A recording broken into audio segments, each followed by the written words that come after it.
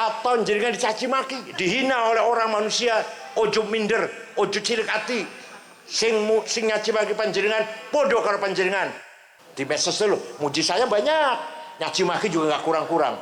Yang muji tidak menjadikan saya megar, belum mumbul, terbang, sombong. Yang nyaci maki tidak menjadikan saya takut, minder enggak.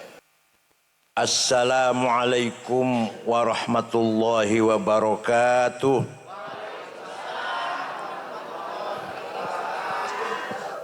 Bismillah, alhamdulillah, wassalatu wassalamu ala sayyidina wa maulana wa syafi'ina wa habibina Muhammad Rasulillah wa ala alihi wa sahbihi wa man tabi'a sunnatahu wa jama'atah min yaumina hadha ila yaumil ba'th wan nahdah. Hadaratil muhtaramin, sadatil ulama wal masyayikh, ashabal ma'ahid, ashabatul ruqis sufiyah, akhil azizil muhtaram Gus Abdurrahman Imran Jamil, sahibul ma'had kafa fi qaryah Dawung Sambirjo Sragen, hafizahullah bi riayatih. Akhil azizil muhtaram Ketua Cabang NU Sragen Kiai Haji Trianto Dr. Andes. Oh, Bapak Camat Sambirjo, Bapak Kapolsek atau dari Polsek, dari Danram, dari Koramil, benar dari Kodim, mohon maaf. Ketua NU Kabupaten Boyolali, Kiai Haji Mubarok. Wonogiri ya, Wonogiri, asisten Bupati Wonogiri malah ini, luar biasa. Ketua NU Kabupaten Sukoharjo,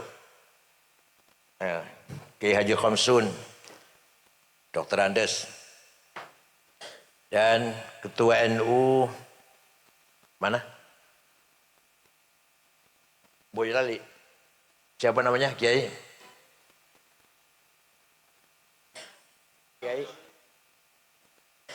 Hilmi Syamsul Hadi.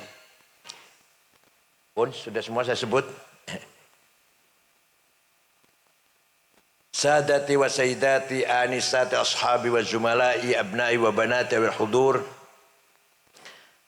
Alhamdulillah saya bisa silatul arham dengan masyarakat Dawung Sambirjo Sragen dalam rangka apa ini? Dalam rangka ta'lim nashr da'wah fi hadzal ma'had al-mubarak Kafa yang memiliki madrasah sanawiyah internasional. Sudah di bawah Oxford apa Cambridge. Alhamdulillah. Kita masih bangga mempunyai pesantren yang berkelas internasional. Bahkan kata Gus Abdurrahman ada MOU dengan Jepang. Dengan Musakino, Jepang. Mudah-mudahan semuanya ala barakatillah. Pesantren itu Al-Hisnul Hasin. Apa? Itu bahasa Arabnya Al-Hisnul Hasin. Benteng yang kokoh. Bentengnya apa? Bentengnya dua hal. Satu, benteng agama Islam ahli sunnah wal jamaah. Dua, bentengnya NKRI. Negara Kesatuan Republik Indonesia. Itu pesantren. Kiai-kiai sejak dulu sangat berperan. Pertama dalam menyebarkan agama Islam Ahlus Sunnah wal Jamaah. Bersikap non-cooperation, tidak kerjasama dengan penjajah Belanda. Sehingga para kiai meninggalkan pusat perkotaan ke kampung-kampung, ke pelosok-pelosok mendirikan pesantren. Di dalam pesantren dikaji, dipahami betul apa itu ajaran agama Islam yang sebenarnya. Bukan hanya pesantren kilat, tapi semua ilmu-ilmu yang prinsip dalam agama Islam dikaji di dalam pesantren. Pertama, والذي بعث في الأميين رسولا منهم يتلو عليهم آياته ويزكيهم ويعلمهم الكتاب والحكمة وإن كانوا من قبل لفي ضلال مبين. Pertama, pesantren yatlu alaihim ayatih. Allah memerintahkan kepada Rasulullah pertama kali dakwah harus menyampaikan tilawatul Quran.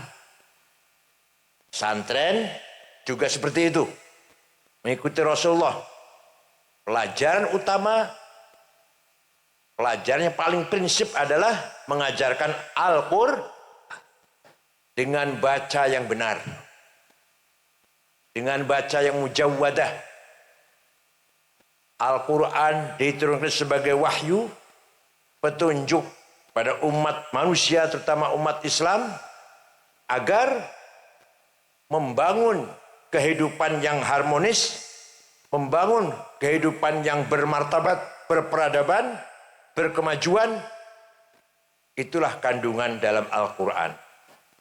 Maka mencari ilmu di pesantren dulu, zaman dulu, bukan mengejar ijazah.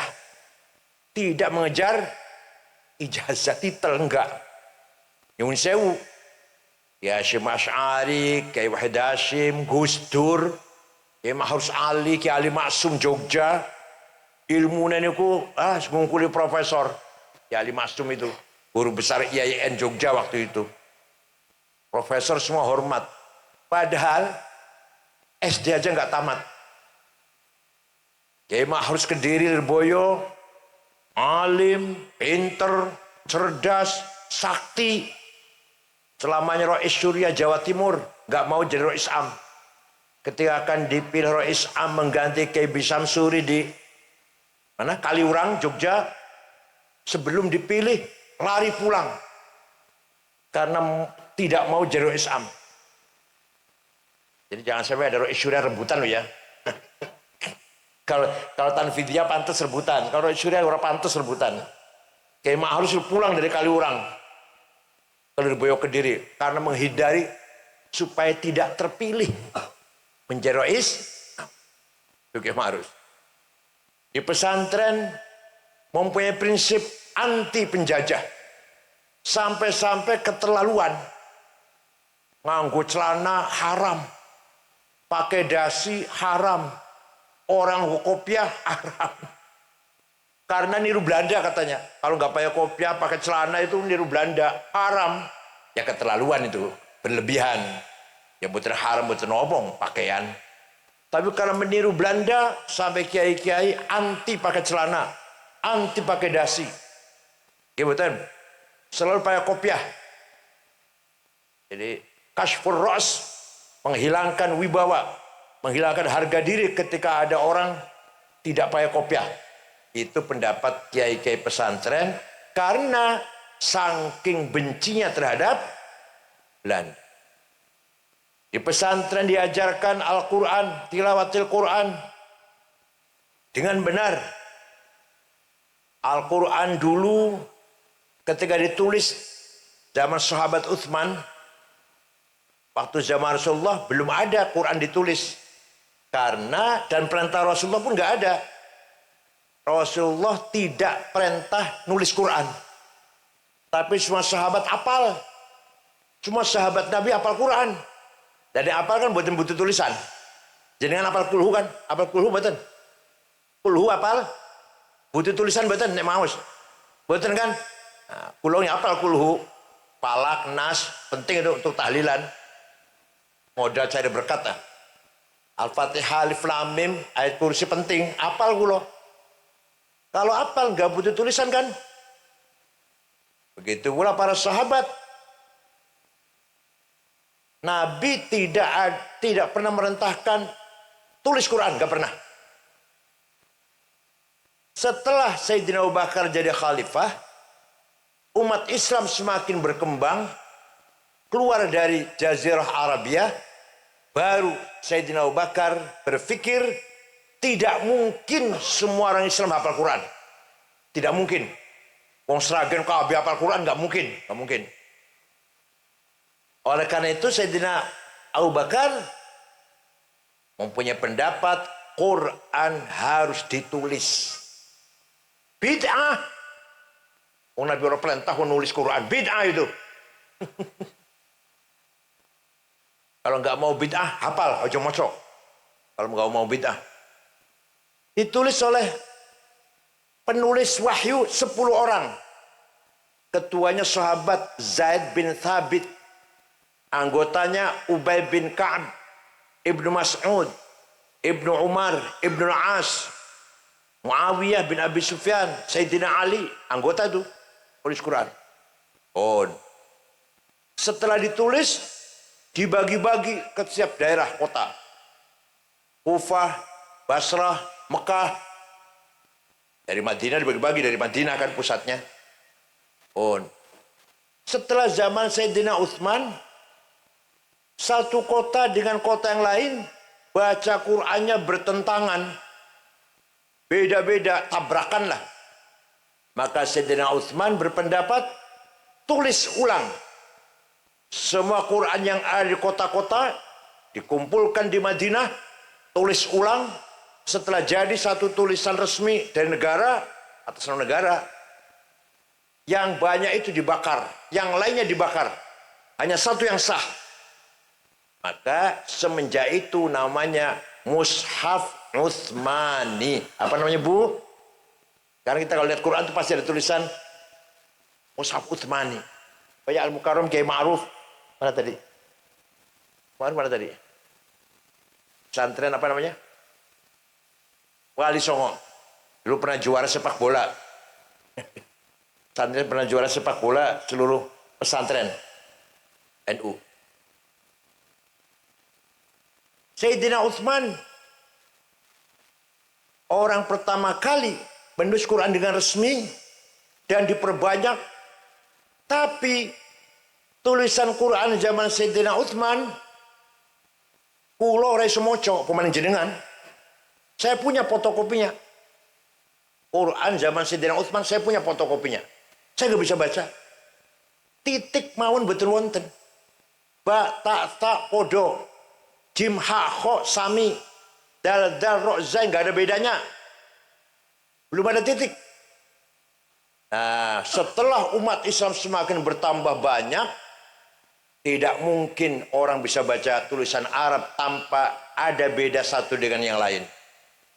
Maka mulai ada titik bangisor siji, tak dhuwur kalih nggih, tak tiga jim tengah, hak non titik, kho titik dhuwur siji, tahun 59 Hijriah. Yang membuat titik Quran namanya Syekh Abul Aswad Ad-Du'ali. Siapa? Bukan orang Yaman. Bukan orang Yaman, bukan. Wis, ono titik, rodo gampang mocone wis. Tapi ternyata semakin banyak umat Islam masih kerepotan maca Quran. Walaupun sudah ada titiknya. Maka ada seorang imam yang berjasa besar, ulama berjasa besar. Namanya Imam Khalil bin Ahmad Al-Farahidi. Siapa? dari Farhad, kota Farhad Afghanistan sekarang, bukan dari Yaman, bukan, Farhad, membikin harokat fathah, dhammah, kasroh, fathaten, dhammaten, kasroten, tasdid, sukun, baru ada tahun 175 Hijriah. Bid'ah itu, bid'ah. Wis ono titik, wis ono harokat, masih banyak orang baca Quran salah. Orang Kebumen, Banjarnegara, Purbalingga, Purwokerto, Banyumas, alhamdulillah ngalamin. Kalau panggil saya Kiai Sangit ngakil, Masya Allah. Ahlus Nawal, Jamaah, itu kiainya loh, kiainya bukan orang awamnya. Kiainya tuh loh. Panggil saya Kiai Sangit, itu kiainya yang manggil gitu. Bukan orang awam, bukan. Maka ada seorang ulama besar berjasa memperbaiki baca Quran. Namanya ilmu tajwid tilawatil Quran. Ilmu tajwid. Baru ada terminologi idhar, idgham, bigunnah dan bighairi gunnah, ikhfa, iqlab, qalqalah, mad lazim, mad tabi'i, huruf halak, huruf mad. Paham boten? Tahun pira iku? Tahun 224 Hijriah. Nabi wis wafat 200 tahun lebih baru ada ilmu tajwid. Bid'ah itu. Kalau nggak mau bid'ah jangan pakai tajwid, nanti pocongan salah kabeh bakal. Itu jasanya para ulama. Lah ilmu seperti itu dipelihara di pesantren. Nyun sewu, mohon maaf. Kalau hanya sekolah tanpa pesantren, gak urusan dengan tajwid. Maka kalau bukan keluar pesantren, mau Quran perentang-perentong. Di Jakarta banyak orang khutbah ceramah enak, hebat khutbahnya, ceramahnya. Bosong ngeluarkan Quran, walah berantakan, gak pakai tajwid. Dari Quran ini ku macam-macam buatan bener macamnya. Kalau pidatonya enak, mengeluarkan dari Quran buatan bener. Wal pesantren tidak mungkin. Gitu mengeluarkan ayat Quran pasti bacanya dengan benar. Ini kewajiban pesantren sampai kapanpun harus memelihara qiraatil Quran, tilawatil Quran bitajwid al-mujawwadah. Paham nggih? Maka kita harus berterima kasih kepada pesantren bagaimanapun lah yang selalu menjaga, mengawal prinsip-prinsip ilmu agama Islam. Belum lagi masalah fikih, masalah akhlak. Wah, luar biasa itu pesantren. Nanti saya ulang lagi masalah akhlak nanti. Setelah itu, para ulama, para kiai pesantren sejak dulu anti penjajah. Benci pada penjajah. Ceritanya, Belanda melarang sekolah. Orang pribumi beragama Islam dilarang sekolah. Ojo pinter, orang oleh pinter. Yang boleh pinter itu Kristen, Cina, sekolah. Setelah tahun 1902, Belanda berubah. Boleh sekolah. Ayo wong Islam sekolah, ayo, boleh, boleh. Paham betul? Nah, orang-orang yang nantinya akan jadi Muhammadiyah sekolah. Orang-orang yang nantinya akan jadi NU haram sekolah. Sekolah Belanda haram. Akhirnya gimana? Muhammadiyah paham betul tentang ilmu tata negara, ilmu sosiologi, antropologi, ilmu politik, administrasi paham, bahasa Belanda paham. Sehingga Muhammadiyah berjasa besar menjaga akidahnya, Islamnya orang-orang yang kerja di kantor Belanda. Orang Islam yang kerja di kantor Belanda buatan murtad kan dijaga oleh Muhammadiyah. Tapi Muhammadiyah tidak ada pendalaman ilmu Islam, tidak ada. Sing hafal Quran mbuh ana apa ora yang hafal Quran niku. NU karena haram sekolah maka ketinggalan dalam ilmu tadi. Ilmu tata negara, civic, apa dulu namanya civic dulu. Ilmu apa? Antropologi, sosiologi, administrasi, manajemen. NU ketinggalan. Organisasi sampai sekarang amburadul kan. Organisasi Al-Ladhifi lah. Opo anane wis, anane wis. Tapi NU berjasa besar menjaga, merawat ilmu-ilmu Islam. Paham boten? Ayo, di NU sing hafal Quran mau berapa kontainer? Mau berapa gerbong? Semua orang NU yang hafal Quran itu.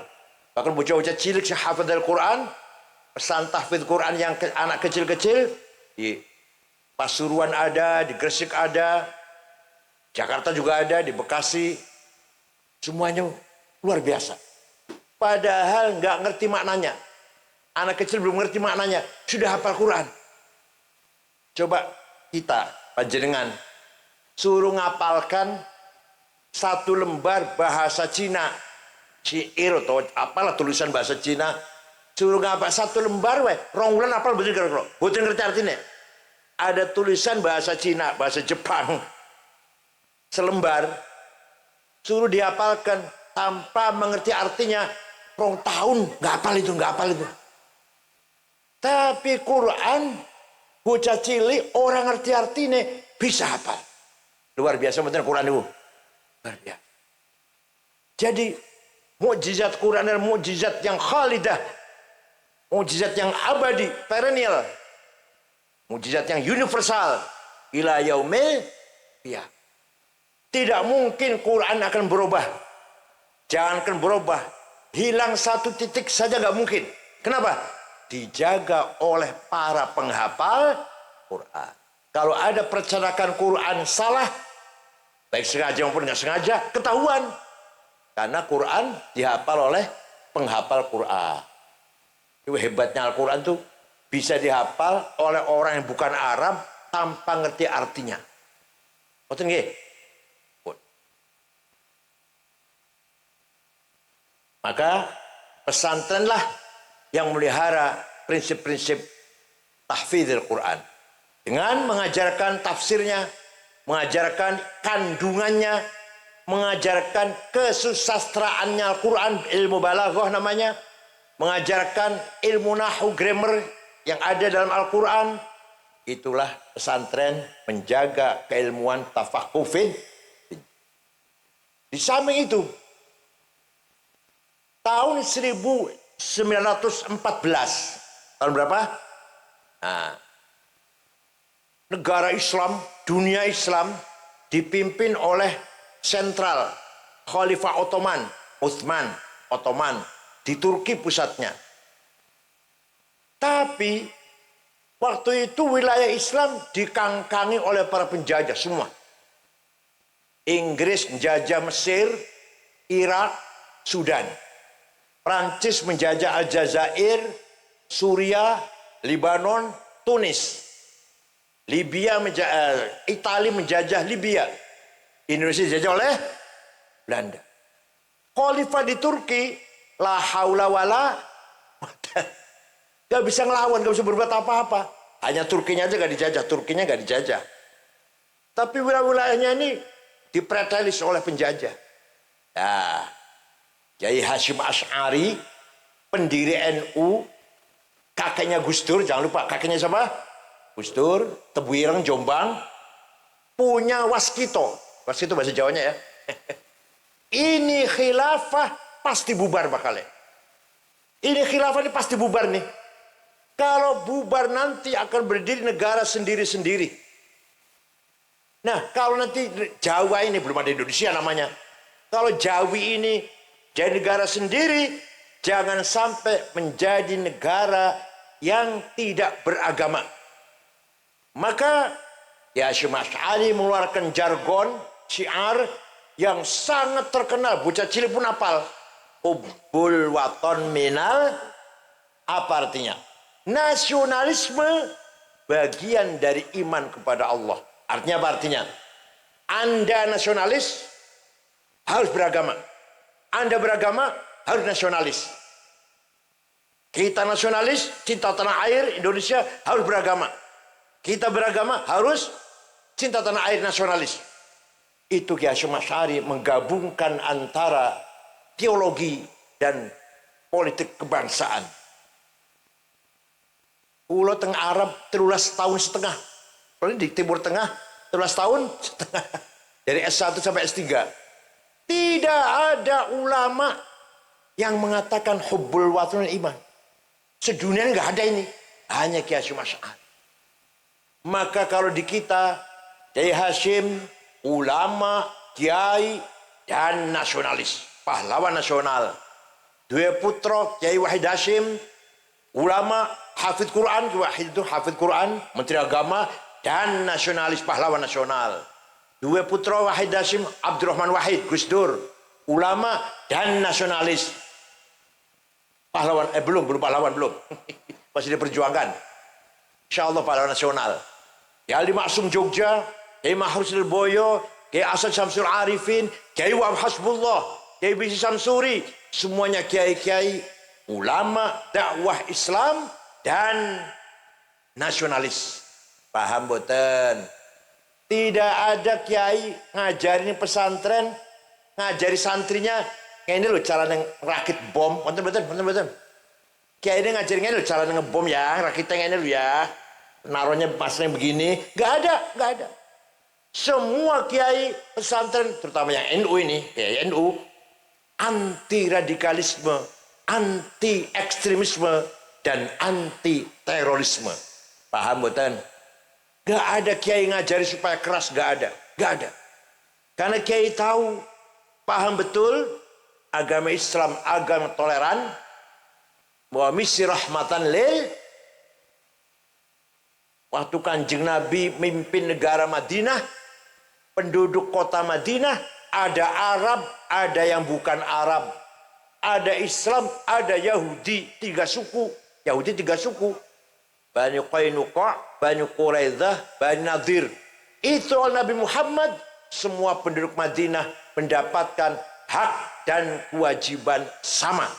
Tidak dibeda-bedakan antara Arab dan non-Arab, antara Yahudi, Islam dan Yahudi. Suatu ketika ada sahabat Nabi bertengkar dengan Yahudi di pasar. Si sahabat Nabi yang orang Islam ini nempeleng tok, mati. Rupanya jaduk dia, sakti. Nempeleng mati, orang niat membunuh orang. Nabi marah besar dengan berkata statement yang sangat keras, man qatala dhimmiyan fa ana khasmuhu yaumal qiyamah wa man kuntu khasmahu falam yashumma raihatal jannah. Barang siapa membunuh non-muslim, membunuh siapa? Maka nanti di hari kiamat berhadapan dengan saya, kata Nabi Muhammad. Berhadapan dengan saya. Dan barang siapa berhadapan dengan saya, tidak akan masuk surga. Coba. Ini semua tertulis dalam sejarah Islam. Bahwa Nabi Muhammad memberikan proteksi, jaminan kehidupan bersama di kota Madinah, Muslim dan non-Muslim. Ada lagi hadis, laisa minna man bata syab'an wa jauja'i musliman kana aw ghairu muslim. Bukan umatku, kata Nabi Muhammad, kalau orang Islam tidur perutnya kenyang, panjenengan sare dalu wareg berdahar kan, sate ayam atau sate kambing lah, tak baso tak gurami, duwe tonggo kelaparan. Bukan umatku orang yang tidur perutnya kenyang, membiarkan tetangganya kelaparan, walaupun non-muslim. Sampai gitu. Muslim atau non-muslim tangga panjenengan, ayo kudu bareng-bareng warga tengah. Paham boten?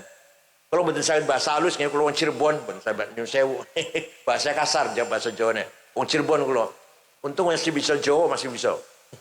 Karena saya pernah di Jogja 4 tahun. Jadi orang yang membiarkan tetangganya kelaparan, walaupun non-muslim, kita tidak peduli, kita tidak memberikan pertolongan, bukan umat Nabi Muhammad SAW. Laisa minna man bata syab'an wa jaru ja'i musliman kana au ghaira muslim. Paham mboten? Ono maneh. Contoh lagi, ada maling ketangkep satpol namanya. Apa no? Babinsa yang keliling apa namanya? Malingnya perempuan. Lapor pagi-pagi pada Rasulullah. Ada maling, Rasulullah, sudah saya masukin ke sel tuh. Ternyata malingnya anaknya sahabat besar. Anak tokoh sahabat namanya Utsman bin Mad'un, bapaknya itu. Jadi gimana? Dilepas saja ya. Ini anaknya orang besar nih, dilepas saja ya. Nabi marah. Wallahi lau saraqat Fatimah binti laqata'tu yadaha. Usama, bukan Usama bin Laden, Usama bin Zaid namanya. Usama, seandainya malingnya kamu tangkap itu anak saya Fatimah, bawa sini, saya yang akan menghukum. Ayo wonten-wonten pejabat Indonesia ngoten niku wonten-wonten. Anak saya salah, saya hukum sendiri. Wonten-wonten ngoten niku. Muga-muga wonten seragen, muga-muga wonten. Ini artinya Kanjeng Nabi menjalankan keadilan kepada semua penduduk kota Madinah. Hak dan kewajiban di depan mata hukum sama. Tidak pandang bulu, anak siapa, suku apa, Arab atau non-Arab, Muslim atau non. Turun ayat Quran. Wala tasubbul ladzina yad'una min dunillahi fayasubbullaha adwan bighairi ilm. Kadzalika zayyana likulli ummatin amalahum thumma ila rabbihim marji'uhum fayunabbi'uhum bima kanu ya'malun. Jelas sekali Quran, jelas ini. Wala tasubbul ladzina yad'una min dunillah. Jangan mencaci maki orang yang tidak menyembah Allah. Coba, luar biasa kan? Jangan menghina, jangan mencaci maki, ojo ngenyek ya, ojo ngenyek orang yang tidak menyembah Allah. Orang Kristen, orang Yahudi, orang Buddha, Hindu, Konghucu. Tidak boleh kamu caci maki. Tidak boleh. Dakwah harus diajak, tapi tidak boleh dengan cara mencaci maki. Paham boten? Ini prinsipnya ulama Nahdlatul Ulama pegang ayat ini sehingga para ulama, para kiai NU kalau dakwah tidak ada yang menggunakan kata-kata yang kotor, caci maki. Boten. Yang Solo Raya niki, boten kiai NU sing dakwahe omongane kasar boten. Boten, enggak ada. Dulu Wali Songo juga kalau dakwah halus, boten nate nyaci maki orang lain. Itulah prinsip agama Islam yang dipertahankan oleh Nahdlatul Ulama. Ringkas cerita mau nih. 17 Agustus 45 merdeka. 18 Agustus rapat para pemimpin dulu. Di situ ada pembukaan Undang-Undang 45, ada 7 kata yang bunyinya dengan berkewajiban menjalankan syariat Islam bagi para pemeluknya. Wong Islam harus menjalankan syariat Islam. Orang-orang non-Muslim gak setuju. Ini kalau ada 7 kata ini berarti negara Islam kita nanti. Kiai Wahid Hasyim, anggota BPUPKI, pada persiapan ke Indonesia, bapaknya Gus Dur, Wahid Hasyim, pulang ke Tubuireng. Kan belum ada WA, belum ada SMS. Pulang ke Tubuireng, menghadap bapaknya Kiai Hasyim. Pak, gini. Ini kalau 7 kata ini tertulis jadi undang-undang, maka orang-orang Indonesia Timur yang Kristen Katolik, yang non-Muslim tidak mau bergabung dengan NKRI. Mereka minta dicoret. Ya, guys. Nanti malam aku tak sholat dulu, sholat hajat. Malamnya sholat hajat, pagi-pagi Wahid pulang ke Jakarta. Saya setuju. 7 kata dicoret, Piagam Jakarta namanya. Coret, aku setuju kata Kiai Hasyim Asy'ari. Kenapa? Sing penting Indonesia merdeka dulu, kuat dulu, bersatu dulu. Maka kalau negara kita bersatu kuat, di atas negara yang kuat itulah kita dakwah Islam. Paham betul? Negara Indonesia bersatu dulu kuat. di atas negara yang bersatu, yang kuat ini, ayo dakwah, bangun masjid, madrasah, pesantren, pengajian, sholawatan, istighothah. Sholawatan sebenarnya ojo konser. Sholawatan sebenarnya ojo konser ojo. Kan sholawatan sampai 200 juta, 300 juta. Sholawatan sih khusyuk. Kan nembang duduk. Selawatan ojo karo nembang. Beda salah dengan nembang beda. Apa sami? Apa selawatan? Padang bulan, padang koyor itu salat itu. Itu salat itu. Bukan. Pun. Apa Habib Rizik gurune NU itu salat itu selamat.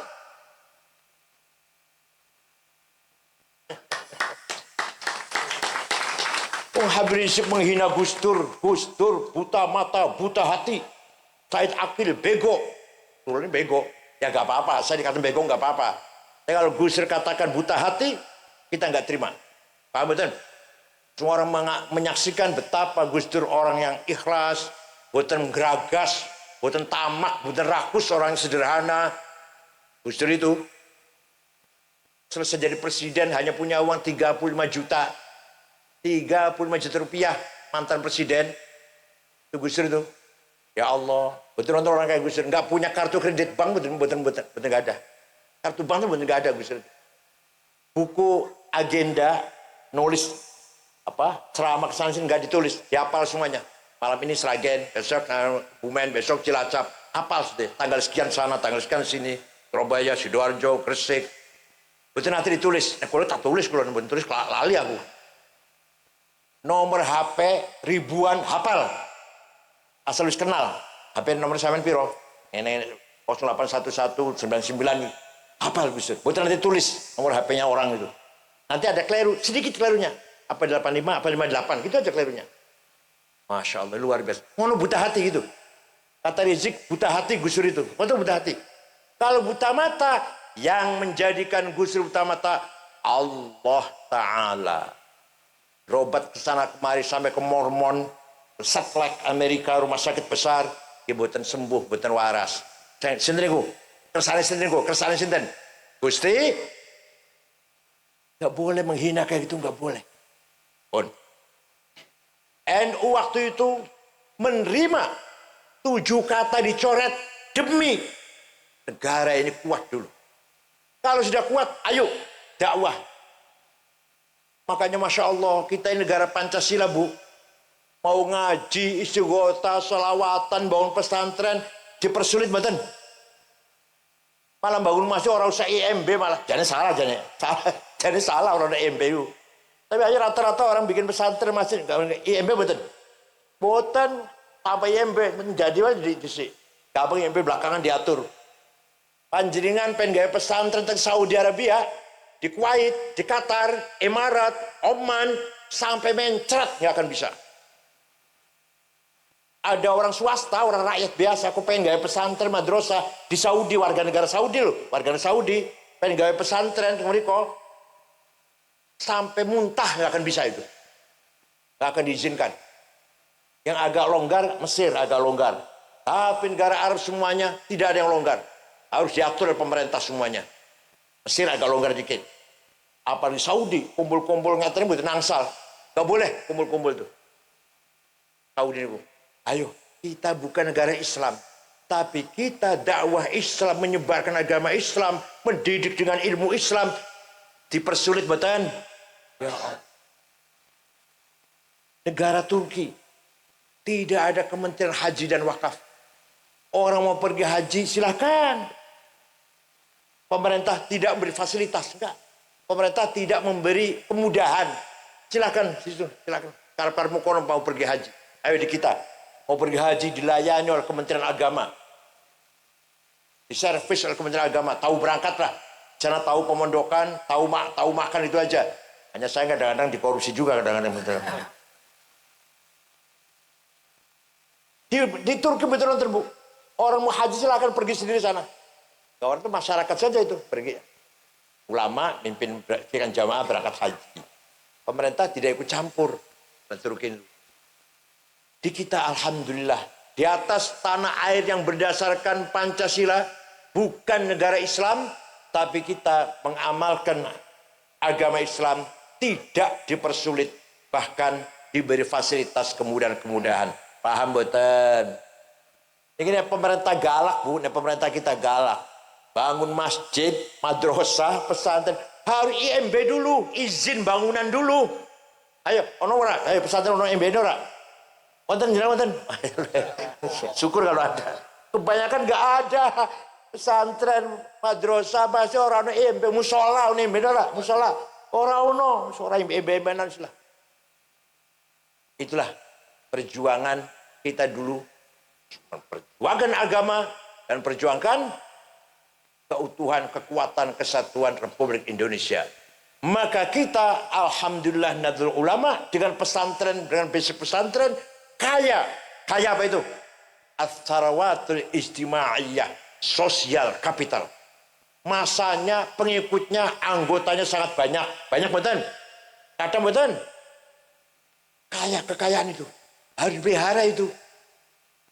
Pelihara. Konon katanya jumlah NU itu 104 juta. Ini yang ngomong LSI loh, lembaga survei yang keren LSI. Dari mana? Orang di TPS, orang kalau keluar dari nyoblos partai, keluar tanya organisasinya apa. Ternyata hasilnya 104 juta ngaku NU. Ternyata itu. Ini merupakan kekayaan luar biasa. Tapi saya sendiri 10 tahun jadi ketua PBNU masih kangelan. Masih kesulitan bagaimana memanfaatkan, berdayakan warga yang sangat banyak ini. Ya nggak usah besar-besar PB lah. Sragen saja, Sragen, Boyolali, Karanganyar, Wonogiri. Ayo, warga yang dipelihara sebagai kekuatan civil society. Bukan kekuatan politik, bukan. Civil society yang ikut andil memajukan masyarakat. Pendidikan, budaya, olahraga, dan seterusnya. Agama. Siap? Bukan politik, bukan. Ya politisi, ya kalau ada kesempatannya jadi bupati, enggak ya orang apa-apa wis lah. Gimana? Enggak ya enggak apa-apa. Ada kesempatan yang maju bupati, orang ya wis. Ya dipilih jadi DPR, orang ya orang apa-apa. Tapi yang paling penting NU itu andil dalam membangun masyarakat yang keren, bermartabat. Sragen pemudanya sarjana semua. Itu loh. Orangnya kaya semua. Jadi dudun donga, aku ya orang donga, aku diamini. Siap, jadi itu siap jawabnya. Paham betul? Ini kewajiban NU mengangkat martabat masyarakat sebagai kekuatan civil society. Al-Quwah Al-Mutamaddinah, bahasa Arabnya, civil society. Bukan partai politik, bukan pasukan tentara atau polisi, NU itu bukan. Tapi NU sebagai kekuatan sipil, kekuatan masyarakat, harus andil membangun masyarakat, pendidikan, kesehatan, kebersihan, ekonomi. Siap? Dia kata melarat kata Masya Allah. Ini namanya ats-tsarawatul ijtimaiyah, social capital. Harus kita bangun, harus kita pelihara, harus kita rawat.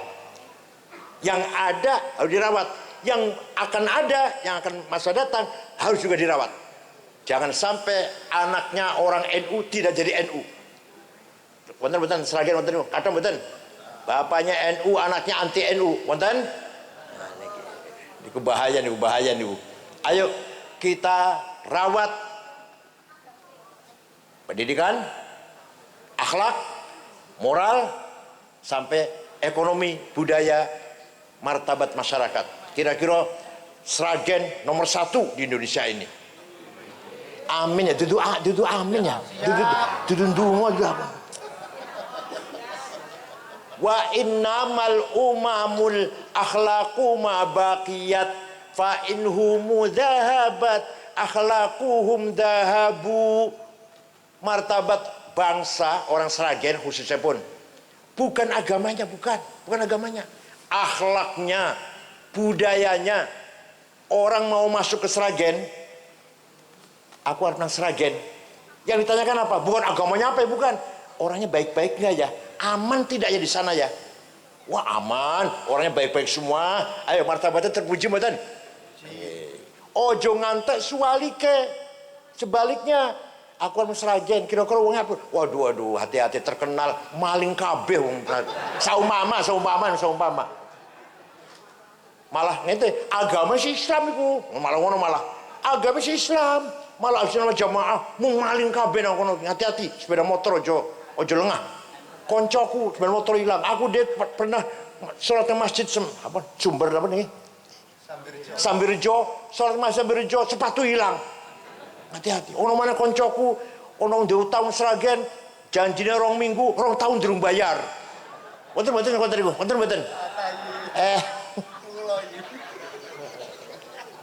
Ya Allah. Ayo. Saya pernah pergi ke negara Mali, Afrika Barat. 6 ormas diundang. NU, Muhammadiyah, Al-Irsyad, PUI, Nahdlatul Wathon. Berangkat ke sana 23 jam. Yang memimpin saya. Acaranya Maulid Nabi acaranya. Diadakan oleh Presiden. Di ibu kota Tembakto namanya. Ibu kota namanya Tembakto. Tidak ada rumah dikunci pintunya. Tidak ada rumah dikunci jendelanya. Sepeda motor ditinggal di halaman latar, kuncinya masih gantung. Apa ini? Kuncinya masih gantung. Ayo, kira-kira Sragen piye? Apa dicoba nanti malam ya? Dicoba ya, ini desanya ada desa apa namanya? Dawung. Desa Dawung, ayo coba desa Dawung. Rumah nggak dikunci, sepeda motor nggak masuk di halaman, kuncinya gantung. Kira-kira piye kira-kira?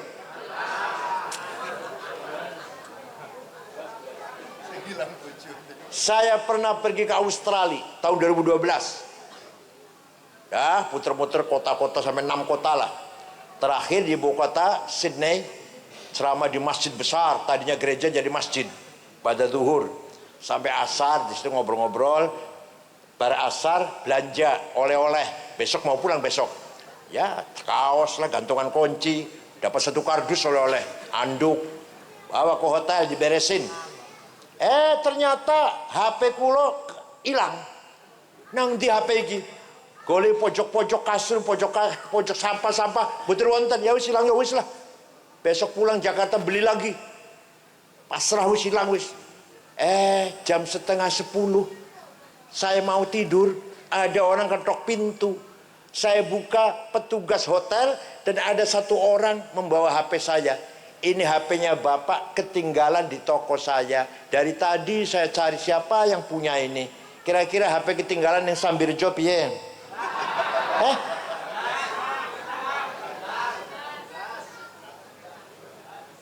Padahal Islam semua padahal. Ahlussunnah Jamaah semua padahal. Oleh karena itu, yang mengangkat martabat Sambirjo, Sragen, bangsa Indonesia, akhlak dan moralnya, bukan agamanya. Paham betul? Jepang agamanya bukan Yahudi, bukan Kristen, bukan Islam, bukan Hindu, bukan Buddha. Namanya agama Shinto namanya.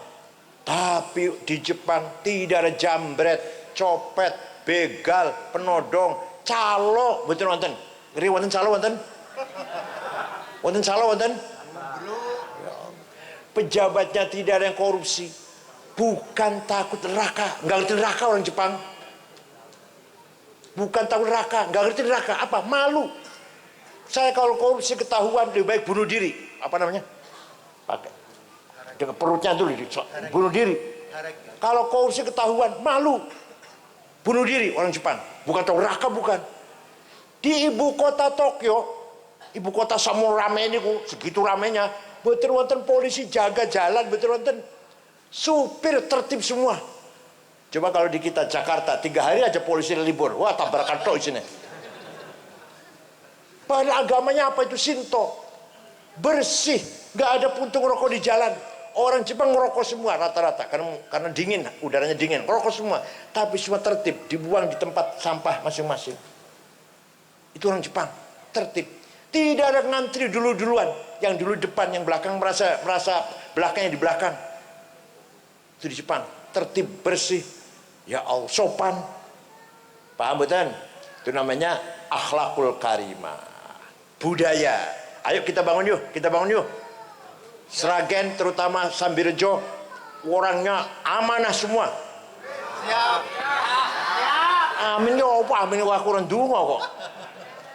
Jujur semua. Muhammadun qaimun lillahi dzuhimami Muhammadun sadiqul aqwali wal kalimi Muhammadun thabitul mithaqi hafidhuhu Muhammadun tayyibul akhlaqi wasyiyami. Nabi Muhammad orang yang paling himmahnya besar. Saya tidak mau kalah. Islam harus menang. Ngoten mboten panjenengan, ngoten mboten. Suatu ketika dinasihati oleh pamannya Abu Thalib. Abu Thalib itu bapaknya Sayyidina Ali, pamannya. Muhammad, leren disik dakwahnya. Kamu tuh akan dibunuh oleh Abu Jahal CS. Kalau jenengan piye? Kalau jenengan kira-kira. Jenengan pada dipatahin ini lho jenengan. Libur ya, libur, mandek ya. Nabi jawab, wallahi law wad'u syamsa fi yamini wal qamara fi yasari ala an atruka hadzal amr ma taraktu hatta ahlika duna. Demi Allah, seandainya mereka itu meletakkan matahari tangan kananku, bulan di tangan kiriku, agar aku berhenti dakwah, tidak akan berhenti sampai Islam menang. Ini bukan Nabi niku. Ngoten boten panjenengan. Boten. Muhammadun shadiqul aqwali wal kalim. Nabi Muhammad tidak pernah bohong. Kalau beliau satu kali saja bohong, Allah akan melaknati. Allah badai melaknati kanjeng Nabi kalau Nabi Muhammad bohong. Selama hidupnya enggak pernah bohong, jujur. Ya Allah, jujur itu penting. Sidik, bahasa Arab apa? Sidik. Penting. Gampang ngomongnya tapi angel lakonan ini. Gak usah negara lah, keluarga saja. Wong lanang mboten jujur, istri ribut. Atau istri gak jujur, suami ribut. Kira-kira yang paling sering orang jujur, suami apa istri ya kira-kira?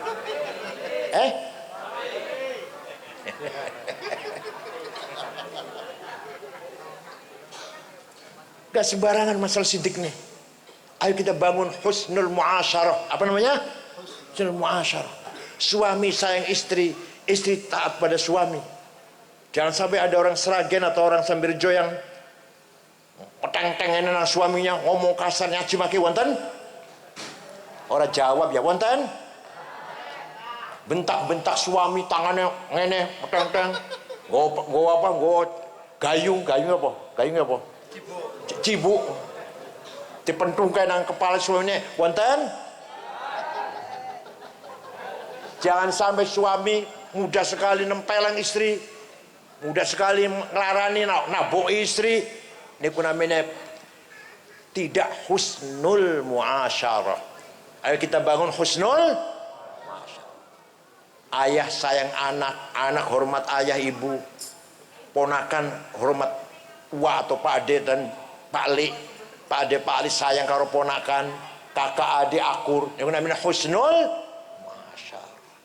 Sausahul muasyarah ayu husnul muamalah. Apa? Interaksi, bergaul dengan baik, dengan jujur. Karo tonggo jujur, majikan karo karyawan jujur, pejabat dengan rakyat sayang, rakyatnya taat pada pemerintah. Bos kalau anak buah sing sayang, anak buah hormat pada bos. Ngoten mboten jenengan? Itu namanya husnul muamalah. Yang dagang jujur, petani jujur, pekerja jujur, buruh jujur, majikan baik, pejabatnya baik, pemimpinnya baik. Ngoten mboten pergi? Ngoten mboten pergi? Enggak jawab. Di Sragen begitu enggak? Itu namanya husnul muamalah. Dengan bekal, dengan dasar bekal husnul muasyarah, keluarga yang harmonis, husnul muamalah, masyarakat yang harmonis, akan terwujud husnul musyarakah. Apa? Bangsa, masyarakat, negara yang baik, yang akur, yang solid. Ya Allah, kemudian jalan-jalan negara yang paling solid, aman, tentrem. Kalau Masya Allah, kapan Indonesia kayak gini ya? Belgia, Swedia, Denmark, Finlandia, New Zealand. Ya Allah, orang tuh tenang, tentram. Orang-orang bocah sekolah tawuran. Orang-orang bentrok konflik. tertib. Ini negara-negara yang saya sebut tadi. Denmark, Belgia, namanya negara Skandinavia lah, sekitar itu. Tertib, bersih, akur, rukun, jujur. Pengusaha besar, terang-terangan, saya harta sekian, maka pajaknya sekian. Jadi yang ngobrol ini punya kumpulan wong-wong sugih, bangga-banggaan, saling bangga, bayar pajaknya piro ente. Jadi besar-besaran, duduknya bayar pajaknya besar, berarti kaya dia. Di sini malah konglomerat ngemplang pajak semua itu rata-rata. Ya Allah, ini kapan terjadi sidik ya? Dengan hilangnya sidik, kalau sidik hilang, minyak goreng hilang. Boso sidik hilang, Setia Novanto, ketua DPR RI, ketua umum Golkar, ngemplang 2,5 triliun. 2,5 triliun. Masih kurang. Ditambah lagi Kominfo, Kementerian Komunikasi dan Info, 8 triliun. Hilang itu. Gara-gara sidik hilang, gara-gara sifat sidik jujur hilang, 8 triliun. Masih kalah RPEI 11,5 triliun. Masih kalah Indosuria 72 triliun. Masih kalah Pertamina 193,7 triliun. Waktu zaman Pak Harto Orde Baru korupsi ada, tapi paling miliaran paling. Ya ratusan miliar deh, ratusan miliar. Waktu zaman Pak Harto. Sekarang berita korupsi miliar bukan berita, nggak menarik. Ono berita bupati korupsi atau pejabat korupsi 50 miliar, orang aneh, orang berita. Ratusan, setriliun niku 1.000 miliar, semiliar 1.000 juta, sejuta 1.000. Masih kalah maneh, Timah, PT Timah di Bangka Belitung, BUMN itu perusahaan negara itu, 10 tahun 300 triliun, Masya Allah. Luar biasa kita ini, padahal kita ini kaya raya, tapi sidiknya hilang, sidiknya. Moga-moga semua orang Sragen, dari pejabatnya sampai rakyatnya, pegawainya, orang kayanya, pekerjanya, buruhnya, semuanya mempunyai sifat sidik. Ono sing ngomong, yang wajib sidik itu Kanjeng Nabi, awake dudu Nabi. Jadi gak wajib sidik itu. Nabi mau kudu sidik, apa maneh kita umatnya. Paham nggih? Bon.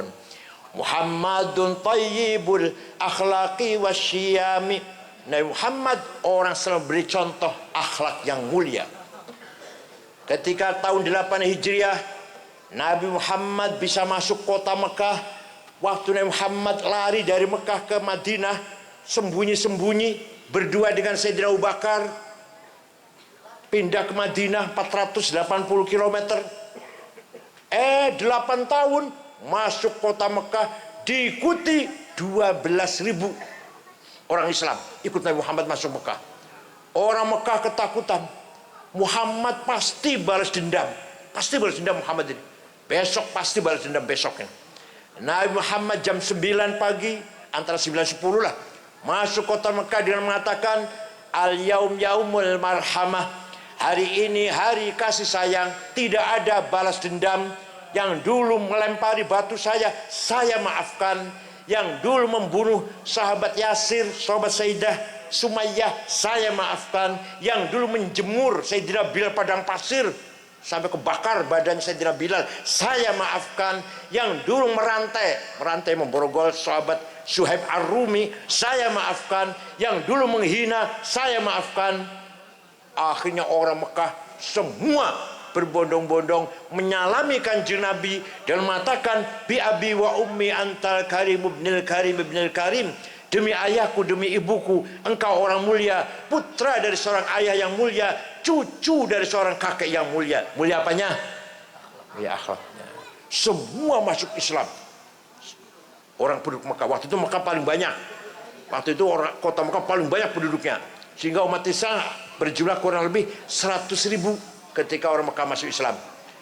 Dipuji oleh Allah, Masya Allah. Nyun sewu, saya ini yang muji juga banyak, nyaci maki juga banyak. Di medsos dulu, muji saya banyak, nyaci maki juga gak kurang-kurang. Yang muji tidak menjadikan saya megar, belum mumbul, terbang, sombong. Yang nyaci maki tidak menjadikan saya takut, minder, enggak. Kenapa? Karena yang muji dan yang mencaci maki podo kali kulo sami. Apa? Doyani wa asin, sambal terasi, lalap pete, nyewis wareg, melayu nang WC. Panjenengan dipuji karo sama manusia, jangan bangga. Paham betul? Kan si muji jenengan podo karo jenengan. Doyan sambal terasi, nyewis wareg, melayu nang. Atau jenengan dicaci maki, dihina oleh orang manusia, ojo minder, ojo cilik hati. Sing nyaci maki panjenengan podo karo panjenengan. Emangan wareg melayu nang Kanjeng Nabi sing ngalem sing muji Al-Qur'an. Setelah Rasulullah memaafkan orang Mekah, turun surat Al-Qur'an, ayat Al-Qur'an, "Fabima rahmatim minallahi lintalahum walau kunta faddan ghalidhal qalbi lan faddu min hawlik fa'fu anhum wastaghfir lahum wasyawirhum fil amr فَإِذَا عَزَمْتَ فَتَوَكَّلْ عَلَى اللَّهِ إِنَّ اللَّهَ يُحِبُّ الْمُتَوَكِّلِينَ." Muhammad, kamu mulia, akhlakmu mulia, kamu ramah, kamu santun Muhammad, maka mereka orang Mekah simpati kepada kamu sehingga masuk Islam semua. Seandainya kamu kasar, congkak, sombong, gawa pentung, sweeping, takbir, lan faddu min haulik, niscaya orang Mekah lari meninggalkan kamu Muhammad. Tapi kamu ramah, kamu santun, mereka semua masuk Islam. Idza jaa nasrul wal fatah wa ra'aitan nasa yadkhulu fi din afwaja. Lihat Muhammad, wa ra'aitan nas, lihat Muhammad, orang Mekah masuk Islam semua, yadkhulu fi din afwaja. Karena apa? Akhlakmu yang mulia. Paham boten? Allah. Itu ajaran Nabi Muhammad yang sebenarnya. Oleh karena itu, kapital sosial, sosial kapital, modal masa ini harus kita bimbing terutama dalam akhlaknya. Agar orang NU menjadi teladan, akhlaknya mulia. Siap? Awas kalau nggak siap, ini ketua NU mana? Ketua NU-nya sini. Awas kalau orang NU ada yang maling, ada yang copet, awas. Ayo pelihara, ketua NU wajib pelihara masyarakat warganya berakhlak mulia. Gimana siap betul? Kanjeng Nabi akhlak yang mulia. Sing ngaku turunannya cangkeme kotor, nyaci maki, bohong, kurafat, gedabrus, kan gedabrusnya. Ngakunya keturunan Kanjeng Nabi ngakunya, tapi jauh dari akhlak Rasulullah SAW. Gimana? Yang kedua, kita ini punya as-sarawatut taqafah wal hadarah. Kita punya kapital modal ilmu pengetahuan, pendidikan dan budaya. Apa itu? Kitab kuning. Syuriah NU harus berpatokan kitab kuning. Tidak boleh keluar dari kitab kuning. Tidak boleh. Berpatokan kitab berdasarkan Quran, hadis, ijma', qiyas. Pertama Quran. Tapi tidak cukup hanya Quran, harus hadis. Kenapa? Karena di Quran perintah sholat berkali-kali, perintah sholat ada 62 kali. Quran perintah sholat 62 kali ayat. Tapi tidak menjelaskan sholat itu namanya apa, berapa kali sehari semalam. Di Quran nggak ada Pak, nggak ada. Sholat itu 5 kali, namanya zuhur, asar, maghrib, isya, subuh. Nggak ada di Quran. Segitu pentingnya sholat. Maka harus berpulang pada hadis. Di sana ada sabda Rasulullah, furidat alaikum khamsu maktubat, al-zuhur, wal asar, wal maghrib, wal isya, wal fajr. Diwajibkan kepada kamu sekalian 5 kali sholat, zuhur, asar, maghrib, isya, fajr atau subuh. Bukan Quran, tapi maka kalau ada orang gak mau pakai hadis, gak akan ngerti berapa kali sholat sehari semalam. Di Quran gak ada. Nah, ketiga ijma, kesepakatannya para ulama, ulama biyen, ulama bukan ulama Seragen bukan. Apa contohnya? Ulama 4, Imam Hanafi, Malik, Syafi'i, Hambali, sepakat rukun sholat 17. Takbiratul ihram, niat, berdiri, baca Fatihah, ruku, tumakninah, i'tidal, sujud, duduk antara dua sujud, dan seterusnya. Semua ulama sepakat, semua imam sepakat, rukun sholat 17. Di hadis nggak ada, apalagi Quran, apalagi rukun sholat 17. Betul wonten hadis niku. Niku kesepakatannya para imam. Paham mboten? Yang meneh panjenengan mboten melok Imam Syafi'i, mboten melok salah satu imam 4. Orang ngerti rukun sholat ono piro, nggak ngerti. Ini baru contoh sholat, belum yang lain-lain. Belum caranya bagi waris, belum caranya mubayaah, jual beli. Alah. Sholat mawon kalau kita nggak ikut imam, nggak ngerti rukun ono piro. Coba mau orang sholat, sholatnya bagus. Ada orang sholatnya bagus. Kita tanya, belajar dari mana Ustadz? Oh, saya belajar langsung Quran dan hadis. Wallahi demi Allah, bohong. Paham betul? Bohong. Yang benar jawabnya, saya belajar dari ibu, ayah, imam masjid yang ngiririn rumah, kamu sholat. Nanti dari gurunya, dari kiainya, dari gurunya, dari kiainya, mentok datang Imam Syafi'i. Imam Syafi'i dari gurunya Imam Malik. Imam Malik dari gurunya Imam Rabi'ah. Imam Rabi'ah dari gurunya Imam Kharijah. Imam Kharijah dari ayahnya sahabat Zaid bin Thabit. Sahabat Zaid dari gurunya itu Rasulullah sallallahu alaihi wasallam. Paham boten? Jadi kita dalam beribadah harus ikut salah satu imam 4. Kita Indonesia kebanyakan madhab Syafi'i. Yang nomor 4 kias. Kias itu analogi. Ada 9 sebenarnya. Benar ada 9. Benar. Saya contohkan 2 aja deh. Di Quran, wala taqrabuz zina innahu kana fahisyatan wa sa'a sabila. Apa artinya? Jangan mendekati zina. Jangan mendekati zina. Sing dilarang oleh Quran mendekati zina. Zinanya jawab. Zinanya ya lebih-lebih. Itu namanya kias aulawi. Apa namanya kias apa?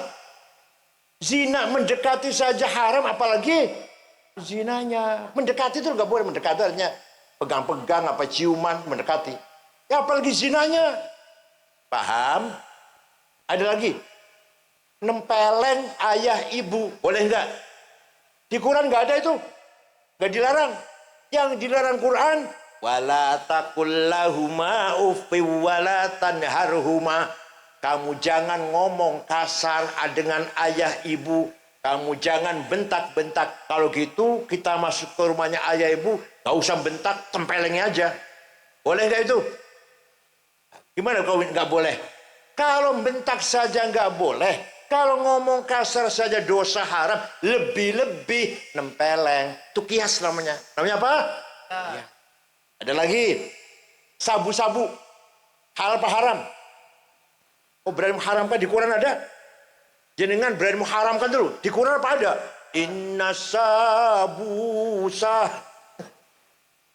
Apa hadis wonten kanjeng Nabi dawuh sabu-sabu haram rawahul Bukhari wonten? Apa Imam Syafi'i pernah dawuh? Imam Syafi'i pernah dawuh sabu-sabu haram? Enggak. Nah, harus pakai kias, pakai akal. Namanya kias burhani. Hadza muskirun, ini barang memabokkan. Wa kullu muskirin khamrun, setiap mabokkan masuk golongan khamr. Wa kullu khamrin haram, sedangkan khamr itu haram. Di Quran ada khamr haram. Wa hadza haram. Maka ini barang haram. Namanya kias itu. Begitu namanya kias. Nganggo akal namanya. Premis minor, premis major, legal statement, positive conclusion. Benar gitu. Muqaddimah sughra, muqaddimah kubra, qaul syarih, natijah shadiqah. Ini ilmunya pesantren. Kalau negara pesantren nggak ada ini. Jadi kiai-kiai NU niku nek musyawarah menjawab pertanyaan 15 pertanyaan 2 hari selesai. Kenapa? Cerdas-cerdas. Hukumnya cloning, hukumnya Jumatan yang kantor. Jakarta Jumatan yang kantor, masjid muter muat. kantor masing-masing Jumatan itu.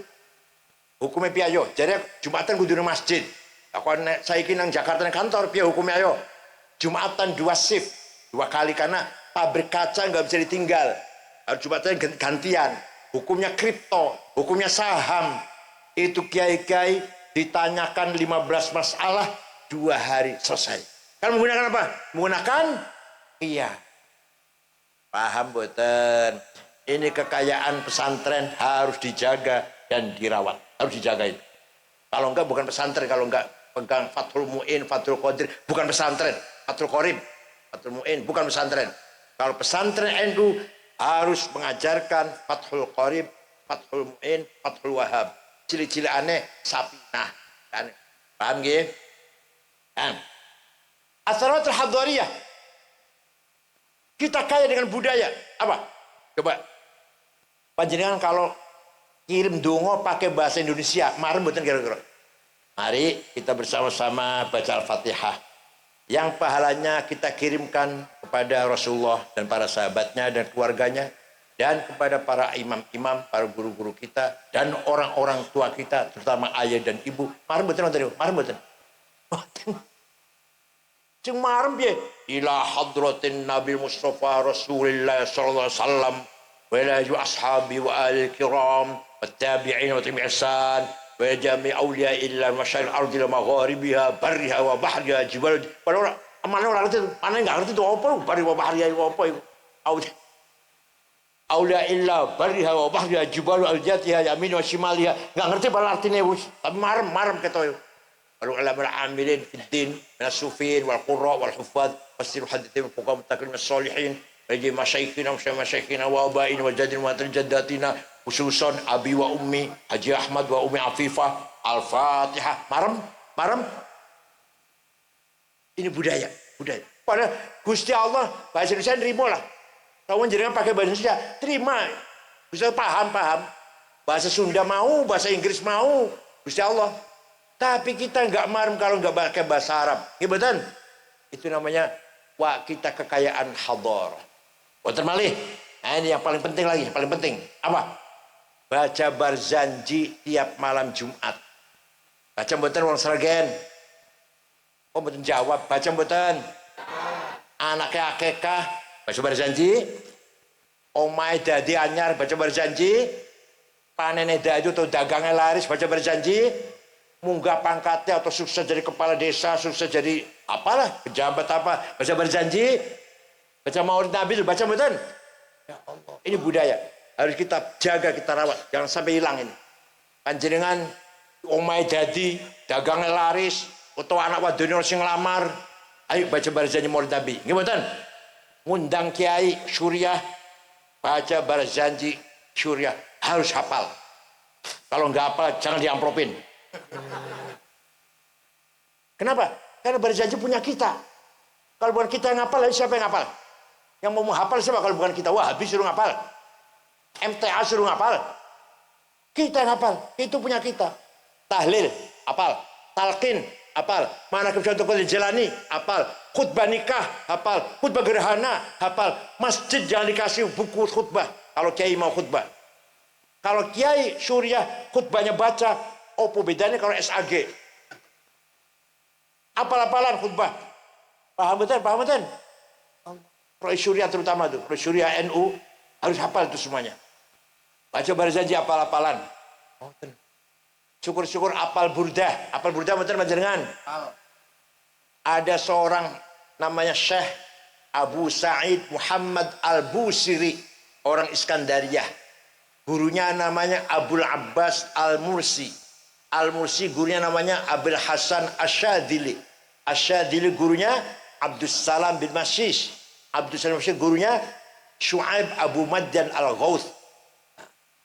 Syekh Al-Busiri sakit sebulan. Orang iso tangi, setruk. Suatu malam ngimpi jumpa Rasulullah. Panjenengan sering ngimpi jumpa Rasulullah? Jawab sering. Nek jumpa pocong? Ya Rasulullah, saya sakit sebulan gak bisa bangun, setruk. Saya punya nazar akan membikin syair qasidah yang tujuan isinya memuji-muji engkau. Minta izin Rasulullah. Ya silakan, saya izinkan. Silakan. Seminggu ketemu ngimpi maneh. Sudah selesai Rasulullah. Coba dibaca, saya ingin dengar. Dibaca.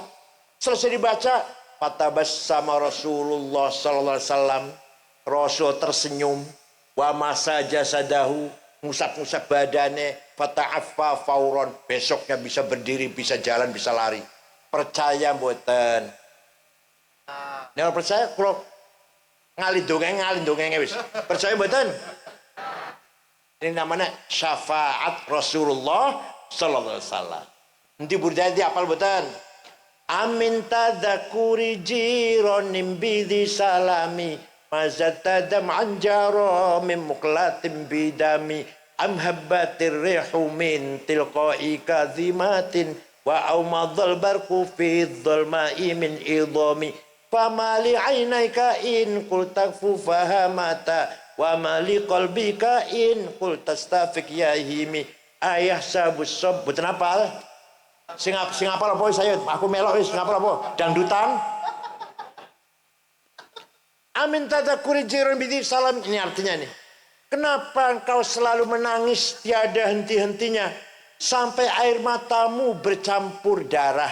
Apakah karena engkau sedang rindu, kangen pada perempuan yang ada di dusun di Salam? Atau karena engkau teringat suatu hari panas, angin bertiup kencang di desa Kadhimah? Atau karena engkau teringat malam gelap gulita berkilat di desa Idham? Kenapa tidak mau makan, gak mau tidur? Kamu gelisah terus, nangis terus. Pasti kamu lagi mabuk cinta. Pasti lagi mabuk cinta. Ayo ngaku saja. Jawabnya, na'am sara taifuman ahwafa arraqani wal hubbu ya'taridul ladzati bil alami. Benar, saya lagi mabuk cinta sampai rasa rinduku menjadi penyakit. Tapi kalau kalian tahu siapa yang sedang kucintai, yang sedang kurindukan, pasti kamu akan memaklumi. Siapa sih yang sedang kamu rindukan? Siapa? Sampai nangis terus, bercampur darah, gak enak makan, gak enak tidur. Yang sedang kutangisi, yang sedang kurindukan adalah Muhammadun Sayyidul Kaunaini wattaqalaini wal fariqaini min urbin wa min ajami nabiyunal amirun nahi fala ahadu abarra fi qawli la minhu wa la na'ami huwal habibul ladzi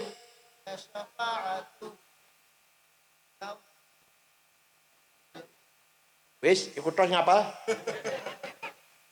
Da'a ilallahi fal mustamsikuna bihi mustamsikuna bihablin ghairi munfasimi faqan nabiyina fi khalqin wa fi khuluqi falam yudanuhu fi ilmin wala karami. Yang sedang kurindukan, yang sedang kutangisi adalah Sayyiduna Muhammad sallallahu alaihi wasallam, Sayyidul insi wal jin, Sayyidul Arabi wal Ajam, Sayyidud dunya wal akhirah. Dialah yang kuharapkan pertolongan syafaatnya ketika kita menghadapi problem kesulitan besar. Paham boten? Boten paham. Percaya boten? Quran bersabda berfirman, walau annahum idzalamu anfusahum ja'uka fastaghfirullaha wastaghfara lahumur rasul lawajadullaha tawwabar rahima. Wong sing akeh dosane, aku contohe kula contohe. Dadi wong sragen dudu. Wong sing akeh dosane, contohe kula. Istighfar datang kepadamu Muhammad. Istighfar di depanmu Muhammad. Dan kamu ikut juga memohonkan ampun untuk orang itu. Lawajadullah tawwabar rahimah. Pasti Allah mengampuni dosanya orang itu. Di panjenengan umroh, ziarah teng Madinah, istighfar ngarepe Kanjeng Nabi ngreko. Lajeng Kanjeng Nabi dukung ACC. Setujulah. Jenengan diapur dosane, Allah pasti ngapura dosane panjenengan. Percaya mboten? Itu berarti Kanjeng Nabi bisa memberi syafaat kepada siapa yang ia hendaki. Jadi yang paling penting Rasulullah setuju. Yang paling penting. Kalau Rasul nggak setuju, bulu. Ya panjang istighfar. Kanjeng Nabi mboten dukung, ya mbuh. dan Kanjeng Nabi mendukung pasti. La wajadul lamnya lam taukid pasti. Ini lainnya artinya pasti. La wajadul tawwabar rahimah, Allah pasti ngapura dosa panjenengan. Itu Quran memberi kepastian. Nabi Muhammad punya hak prerogatif menolong umatnya siapa yang ia kehendaki agar dosanya diampuni. Fa'fu anhum wastaghfir lahum. Muhammad, ampunilah dosanya orang Mekah, dosa orang Mekah. Wastaghfir lahum, mintakan ampun orang Mekah. Tuh waktu masuk kota Mekah. Panjenengan saged niru niku, saged. Panjenengan saged niru niku. Gak jawab ya. Panjenengan saged niru niku. Orang yang pernah ngapusi nipu 5 juta, saya maafkan, saged. Orang yang nyilih sepeda motor boten balik, diampuni, dimaafkan, iso. Boten. Boten namu maafkan loh. Kanjeng Nabi ini fa'fu anhum, maafkan orang Mekah. Wastaghfir lahum, Allahumma ighfir ahli Makkah. Ya Allah, muga-muga dosa Mekah diampura ya Allah. Panjenengan saged wong sing nipu 5 juta muga-muga dosane diampura ya Allah. Saged. Wong sing nyolong sepeda motor panjenengan muga-muga diampuri dosane ya karo Gusti Allah. Saged. Iku akhlak Rasulullah sallallahu alaihi wasallam. Ngoten nggih. Oleh karena itu sarawatil ijtimaiyah harus dijaga dengan as-sarawatil hadhari wa thaqafiyah. Ini tugas saya ini. Coba gampang mawon. Si Toto dengan Sukardi dino Selasa tukaran, arep paten-patenan. Mboten sido, paten ora sido. Malam Jumat ketemu nang Barzanji nang Maulid Nabi, salaman mboten? Salaman. Nah, tapi salamannya masih kaku iku, salamannya. Tapi malam Minggu mau coba Maulid Nabi mana nih Pak Lurah? Pak Lurah mau coba Maulid Nabi malam Minggu, mbuh selamatan opo lah, syukuran opo, salaman malam mboten? Minggu ngarepe maneh, ono maneh Pak Haji Ahmad bikin Maulid Nabi lagi, mau coba Barzanji, syukuran katanya, syukuran anaknya dilamar tau apa lah. Salaman malam mboten? Berarti baca Barzanji niku cara metode rekonsiliasi yang paling efektif, efektif. Tanpa modal, murah banget, tapi bisa menjadikan kita bersatu, seduluran, saling maafkan, saling harmonis satu sama lain. Penting betul itu, penting betul. Ya. Coba, ini orang-orang Barzanji, orang-orang jamian, ayo, dino Selasa si Sukardi, saya Toto Sukaran, kapan itu maaf-maafnya kapan itu? Toto kalau Sukardi bertengkar, paten-patenan, ayo, ini orang-orang Barzanjian, kapan itu maafnya? Saling maafnya kapan itu? Lebaran ya. Kita orang NU tidak, ini namanya budaya, namanya hadarah. Kita harus menjaga kekayaan hadarah, culture capital, itu namanya thaqafah dan hadarah. Kitab kuning dijaga, Barzanji dijaga, ngoten nggih. Masyarakat dijaga, solid, kuat, husnul muasyarah, keluarga harmonis, husnul muamalah, masyarakat yang harmonis, husnul musyarakah, bangsa yang kuat dan harmonis. Siap? Syukran wa dumtum fil khair barakati wan najah. Moga-moga pesantren apa namanya? Kafa. Moga-moga semakin maju, semakin manfaat untuk masyarakat Sragen dan sekitarnya ala barakatillah. Semua pesantren pertama kecil dulu baru besar. Lirboyo kecil dulu tadinya. Zaman Kiai Mahrus dan kula mondok mriko tahun 68 2000 santrine. Tahun 68 kula teng mriko. Sekarang 47.000. Lirboyo niku santri 47.000. Lirboyo Kediri niku. Ploso 20.000, Situbondo 20.000, Sidogiri 20.000. Masya Allah, pesantren tadinya kecil menjadi besar. Insya Allah pondok kafa ini akan semakin besar. Ayo kita dukung.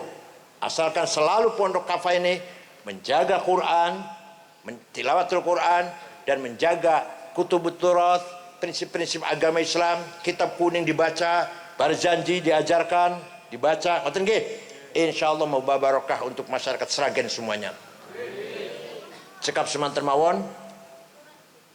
Wallahu fakir kami tarik. Wassalamualaikum warahmatullahi wabarakatuh.